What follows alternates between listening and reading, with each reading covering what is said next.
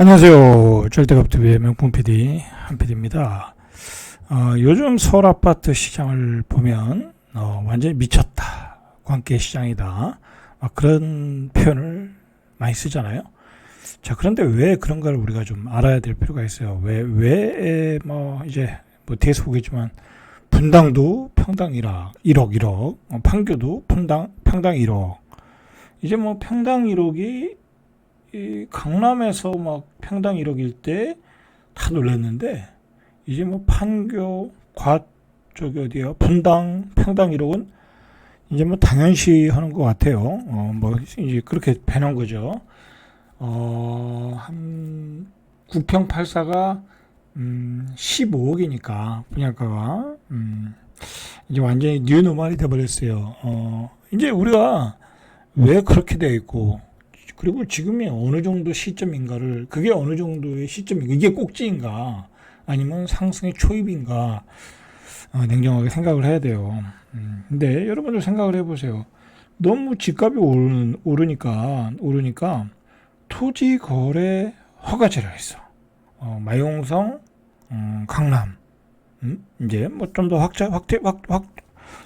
확대하겠죠. 이제 예를 들어 과천 그런 데까지 자, 그 얘기는 긴급사항이라는 거예요, 여러분들. 이제 실거주가 아니면 사지 말아라. 왜 그러겠어요? 실거주 아닌 사람들도 와서 집을 산다는 거 아니야. 그런데 그 집을 살 만한 여유가 있는 사람들이 서울 수도권에 바글바글한 건 아니잖아요. 그죠? 아무리 갭 투자를 해도 갭이 만만치도 않고. 자, 그 얘기는 뭐냐면, 이제 물론 이제 수도권에 있는 사람들이 서울에 집을 많이 사겠지만, 수도권에 인구들이 많으니까 이제 전국의 서울의 아파트는, 특히 이제 지금은 이제 고급지로 좀 한정되어 있지만, 서울의 아파트는 이제 전국 사람들의 투자 대상이 됐다라는 거야. 계속 강조하지만, 옛날에는 대전에 있는 아파트 사도 돈을 벌었고요. 분양권을 사서 돈을 벌었고, 재개발을 사서 벌었고, 그죠? 부산에 있는 아파트를 사서 벌었는데, 이제는 그리고 대전에 있는 땅을 사도 벌었고. 근데 지금 누가 땅을 사요, 지방에? 예? 지방에 땅 사면 바보예요, 여러분들. 그죠? 꼭 필요한 사람만 사는 거지.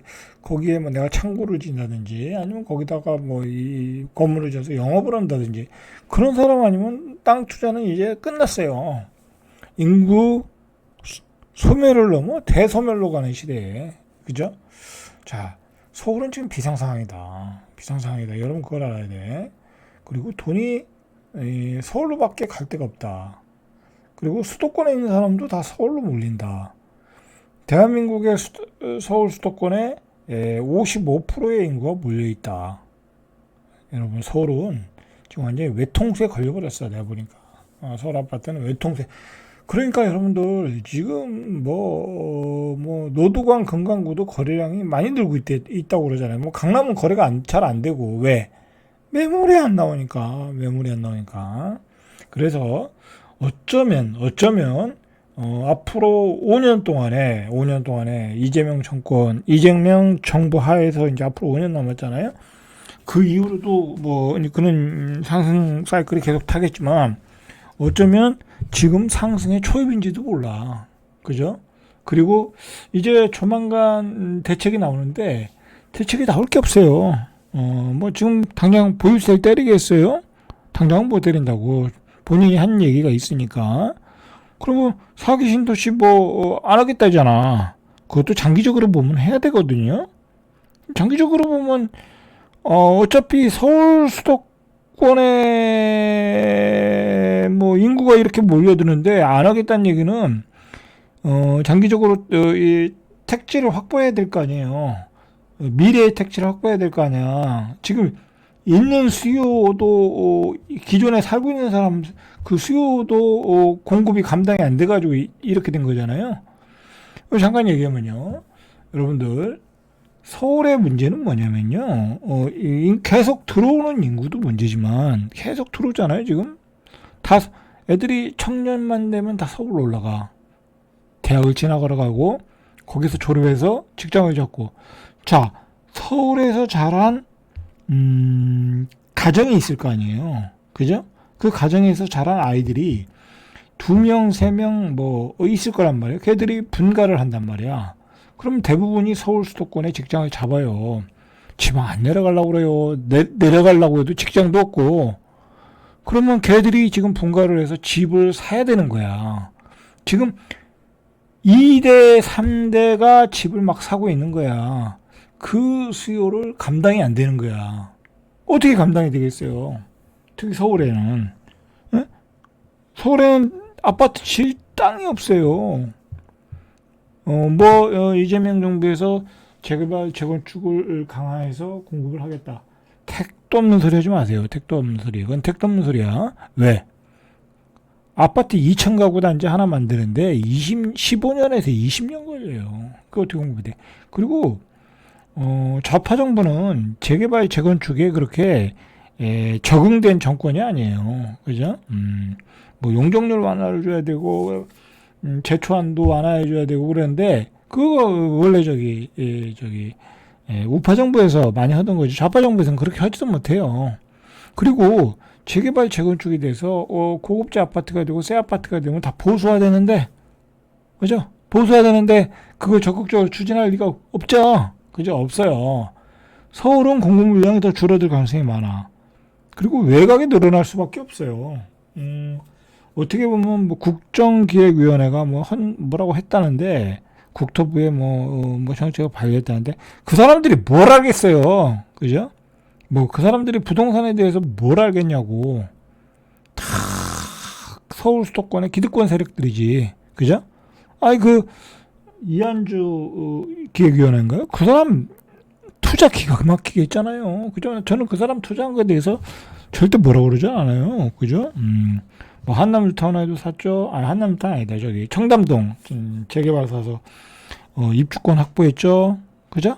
그 다음에 뭐더라 어디 또 수원에 주공 아파트 또 갭 투자 했죠. 그 다음에 영등포에 재개발 사가지고 입주권 확보해서 뭐 아들한테 각각 증여했다고. 저는 잘했다고 봐요. 그죠? 자본주의 사는데 그 정도는 해야 되는 거 아니에요? 그죠? 그걸 뭐라고 그러지 않아요? 본인들이 뭐라고 그러니까 그렇지. 그죠? 이 민주당 정부에서 뭐라고 그러니까 그러는 거지. 그걸 뭐라고 할 필요가 없어요. 아니, 그 정도 안 하는 사람이 어디 있어요. 그죠? 대한민국에 살면서. 그러니까 생존이 가능한 거죠. 그 사람들이 강남 들어가 사는 게 뭐 죄가 되는 거 아니잖아요. 그 다음에 누구더라? 조현 외무부 장관인가? 요번에 입각하시는 분. 그분은 한남뉴타운 도로 부지 샀대잖아. 뭐 사는 것도 문제가 없어요. 단지 그 발표 전에 샀다라는 게 문제지. 단지 발표 전에. 뭔가 알고 샀다라는 거 아니겠어요? 그죠? 그런 게 문제인 거지. 자, 어쨌든, 뭐 중요한 건 그 얘기 아니고, 서울 부동산은 어쩌면 지금 상승의 초입인지도 모른다. 왜? 물건을 안 내놔요, 사람들이. 그리고 다 아예 북한처럼 사지 못하게 만들어 놨어요, 이제. 실거주 아니면 사지 말라는 거야. 그리고 다주택자는 집을 못 사잖아요. 토지거래가 지역에서는. 그죠? 못 살 거야, 아마. 자, 그 완전히 초헌법적인 조치를 취해놨다는 얘기는 이거는 매매를 하면 안 된다. 가격이 급등한다. 그거예요, 여러분들. 그러니까 서울 수도권은 지금 빨리 사야 돼. 어떻게 보면. 가격이 맞으면. 어느 블로거 이웃인데, 뭐 가끔 이렇게 댓글로 소통하시는 분이 저한테 물어보더라고요. 한 PD님, 언제 서울 집을 사시려고 할 계획이 있는가 보시는데, 언제 사실 거예요? 저한테 물어보더라고요. 전 서울에 집 없거든요. 수도권에 그냥 임대주택 하나만 있는데, 105세 하나 있는데, 그거밖에 없어요. 여기 사는 집하고 집은. 언제 사냐고 물었는데, 저는 그랬어요. 답변을 뭐라고 했냐면, 저는 이제 답변을 해줘야 되잖아요. 뭐 그런 얘기를 자주 하니까. 저는 언제든지 사겠다라고 얘기했어요. 가격만 맞으면, 그죠? 뭐 다 오른 게 아니잖아요. 그죠? 다 오른 게 아니니까, 제가 생각한 지역에서 가격만 맞으면 언제든지 사겠다. 근데 지금은 돈이 준비가 안 돼 있다. 그렇게 말씀을 드렸거든요. 그러니까 여러분들은 역으로 생각해서, 이걸 잘, 좀 해석을 하자면 여러분들도 돈이 있으면 시기를 가리지 말고 가격이 그냥 주변 가격에 비해서 아직은 괜찮다. 아주 급등한 가격 말고요. 뭐 진짜 매물도 안 나와서 뭐 하루에 1억씩 올라가고 뭐 계약서 쓰려면 1억 올라가 그런 데 말고 좀 아직도 조용한 데 많거든요. 그런 지역 가셔가지고 집을 사시는 게 좋을 것 같다. 이게 제가 생각하기엔 그런 것 같아요. 노무현 정부 때도 그렇고 문재인 정부 때도 그렇고 한번 초반에 쫙 올라가잖아요. 한번 쭉 올라갔는데 한번 죽어. 그죠? 한번 죽더라고. 문재인 정부 때도 그랬잖아요. 한번 쭉 올라갔다가 한번 막 규제 때려가지고 죽잖아요. 그죠? 막 세금 규제 때리고 막 그러잖아요. 이번에도 마찬가지가 될 가능성이 많아. 이제 이재명 정부라고 뭐 강한 정치가 안 내놓겠어요. 뭐 대출 규제 내놓고 뭐 엄청난 규제 나올 거예요. 근데 그런 규제가 나오면 이제 시장이 조금 죽겠죠. 조금 이제 눌러지겠죠. 이제 그때 여러분들이 사러 가시면 되는 거예요. 그렇게 눌러질 때 다시 또 올라갈 게 뻔하니까.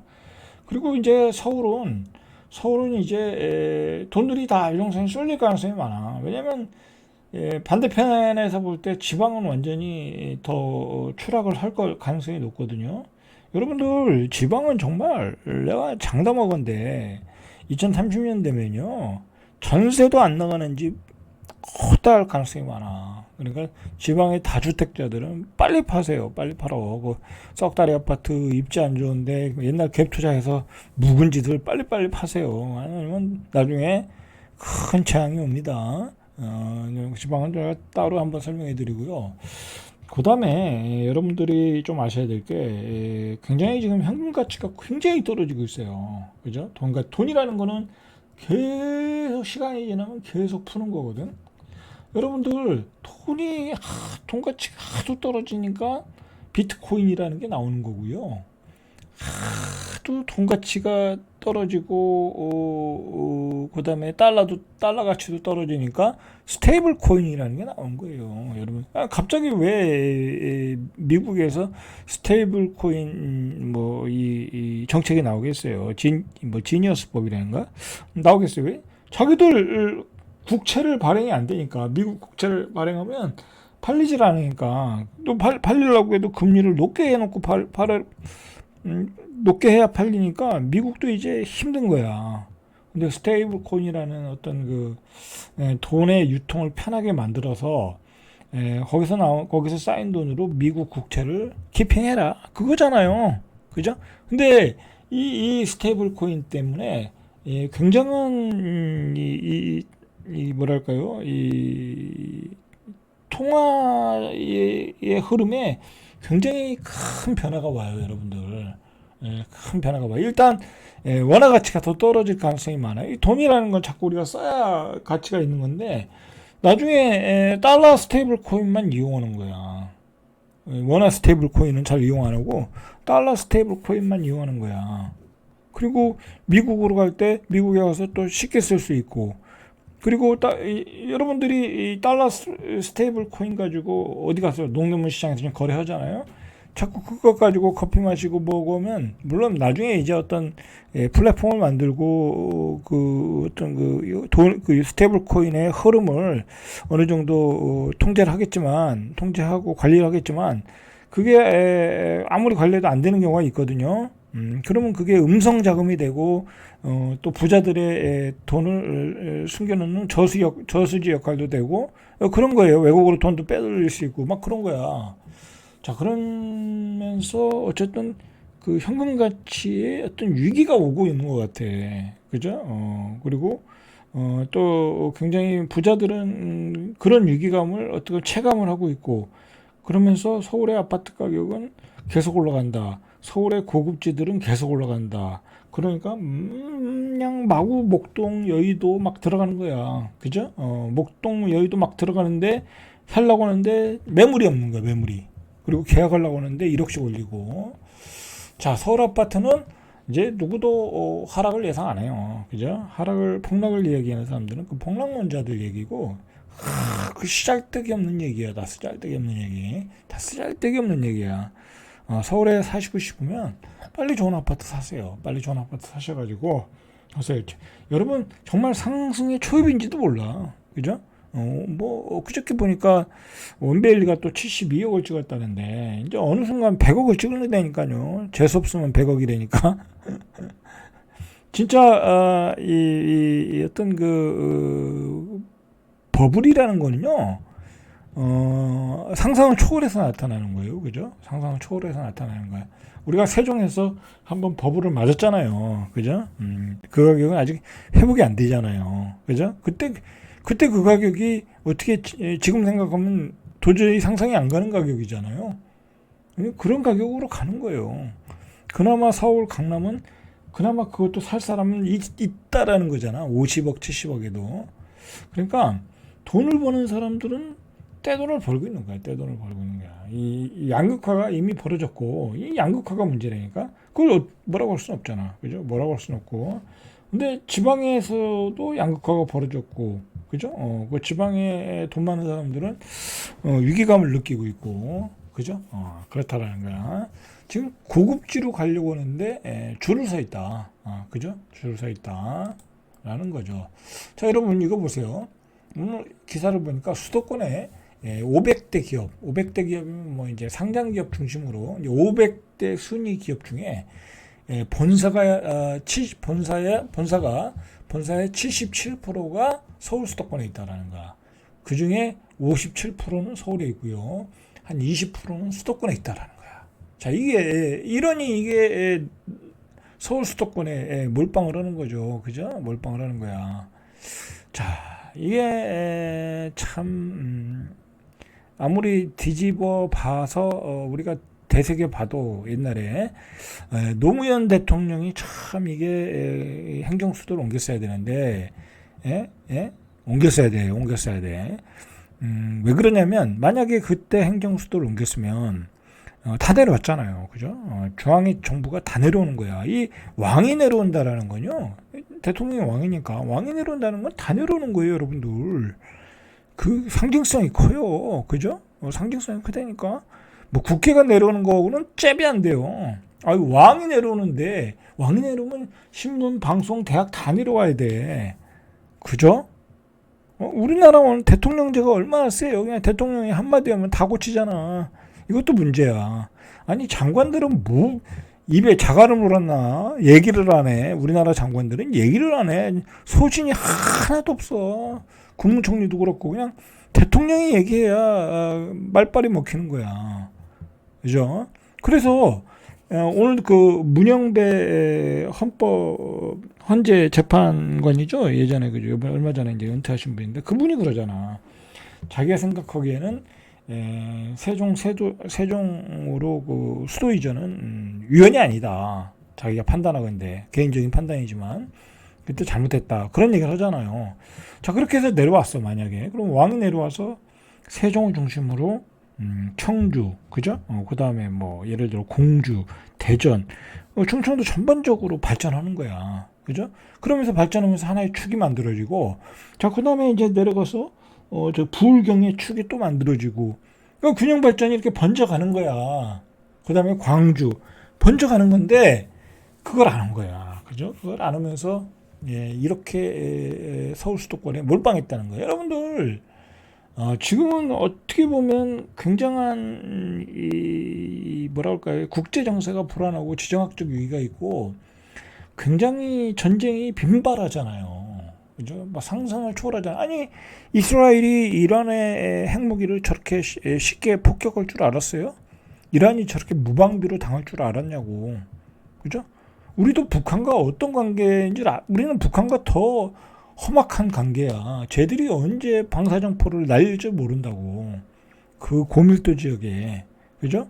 그렇기 때문에 우리는 어떻게 보면 안보적으로는 보나 좀 분산을 해야 되는데 그걸 박정희 대통령도 제대로 판단하셨고 노무현 대통령도 제대로 판단했는데 그 뒤에 있는 사람들이 지금 다 지금 지들 권력만 잡고 대통령만 될 생각만 하고 국회의원 될 생각만 하고 다 저질하고 있는 거예요 지금. 그죠? 자, 이 결과가 이렇게 나타나는 거야. 그죠? 인천에 17곳, 경기도에 84곳, 수도권에 385곳. 그죠? 이렇게 대기업들이 몰려 있다.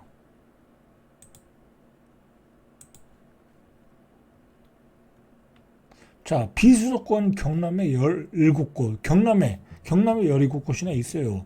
경북과 부산에도 16곳, 충남도 14곳, 울산도 13곳 맞네요. 그죠? 전남이 10곳, 대구와 대전이 각각 7곳.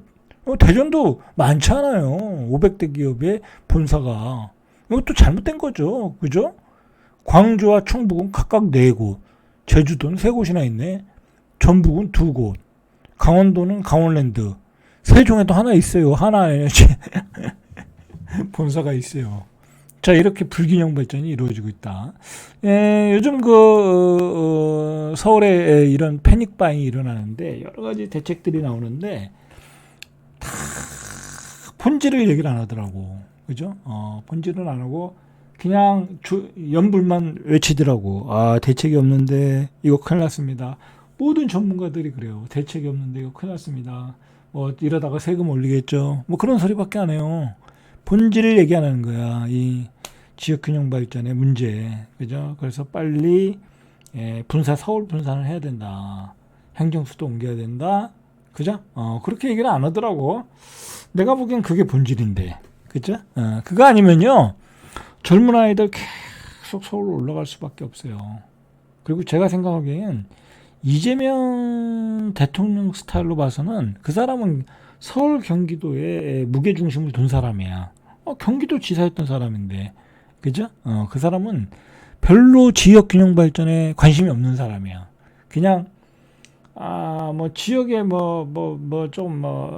표를 위해서 이렇게 기업의 본사를 옮긴다든지 그렇게 조금 하는데, 그런 얘기를 하는데, H&M이라는 기업이 사기업인데, 그래도 사기업인데, 가라고 하면 갑니까? 그거 쉽지 않아요. 그리고 지역균형 발전 별로 없어요. 기대할 게 없어. 여러분들, 솔직한 얘기로, 제가 선거 전에도 얘기했지만 지역균형 발전에 관심이 있다고 하면 한 달 내지 2개월 안에 이재명 대통령이 정치 얘기 아니에요. 이건 정치 얘기 절대 아니야. 정책에 대한 얘기예요. 어차피 그 사람들이 정권을 잡았으니까 그 사람들 얘기를 할 수밖에 없는 거야, 우리는. 자, 그 사람들이 이재명 대통령이 됐으면 한 달, 2달 안에, 저 같으면 한 달 안에, 아직 한 달이 안 됐나? 얘기가 나올 수도 있겠죠. 2차 공공기관 이전을 빨리 발표해야 되는 거야. 빨리 추진해라. 그죠?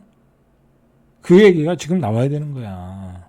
근데 지금 해수부 이전해라. 그 얘기밖에 안 나오잖아요. 지금 해수부 이전하라고 해서 충청도는 지금 발칵 뒤집어졌어요. 충청북도, 충청남도 지금 발칵 뒤집어졌어요. 응? 여기 분위기는 아주 민심이 흉흉해요. 그것 때문에 지금 아는지 모르겠는데. 자, 그게 본질인 거예요, 여러분들. 그러니까 대책이 없어요, 여러분들. 그래서 제가 아무런 대책이 없는데, 그렇다고 예전에 문재인 정부처럼 무식하게 세금을 거기다 때릴 수 있겠어요? 은퇴한 노인네가 강남에 아파트 재개발돼서 50억짜리 하나 가지고 있는데 거기다가 5천만 원씩 내라는 거야. 연 3천만 원, 5천만 원 내라 이거. 연 수입이 5천도 안 되는데 그거 어떻게 살아요? 그죠? 강남에 그런 사람들 많아요. 돈 많은 사람만 있는 게 아니잖아요. 그러니까 그게 굉장히 욕을 먹었던 거잖아요.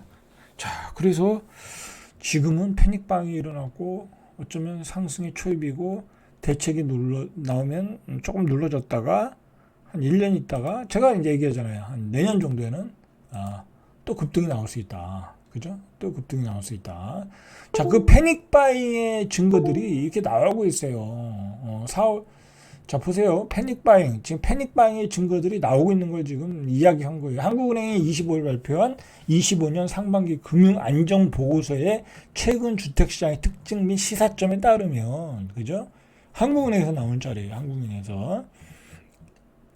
2023년 1월 대비 올해 4월 급등했죠. 집값은 16.1%가 올라갔다라는 거야. 자, 비수도권은 오히려 1.7%가 하락했다라는 거야. 이게 바로 뉴노멀이에요, 이게. 서울의 집값은 16%가 올라가는데 지방의 집값은 떨어지고 있다. 그죠? 놀란 사람들이 서울의 집을 산다. 패닉바잉. 수도권은 9.6% 상승했고요. 제가 요즘 조금 이 수도권에 대해서도 걱정스러운 게 뭐냐면 이제 예전에 수도권은 막 질 때가 많으니까, 아마 수도권은 안 올라가겠다 그런 생각은 했는데, 이거 그렇지가 않아요. 별로 수도권도 질 데가 없어요. 아니, 뭐, 저 인천 외진데, 뭐, 김포 저 외진데, 그런 데는 의미가 없어요. 져봤자. 그런데 집을 져봤자 전셋값을 못 잡아요. 아니, 집값을 못 잡아요. 그런 데는 의미가 없고, 수도권에 조금 직주 접근성이 강한 땅이 별로 없더라. 있긴 있는데, 거기다 집 지을 생각을 안 하고 있더라. 라는 거죠. 사실 그런, 제가 몇 군데 얘기를 했는데, 언급을 했는데, 그런 데다가 사기 신도시를 지정해서 공급 물량 때려줘야 되거든요. 근데 그럴 생각이 없는 것 같더라고요. 자, 이런 통계가 여러분들 나오고 있다라는 거죠. 자, 서울 강남 일부 지역의 경우에는요. 1주 동안의 상승률이 0.7%야. 연율로 보니까 연율로 계산해 보니까 약 30%가 올라오고 있다라는 거죠. 그죠? 이렇게 폭등을 하고 있다라는 거야. 자, 오늘은 여기까지만 할게요. 너무 길어서 절대값TV의 명품 PD 한 PD였습니다.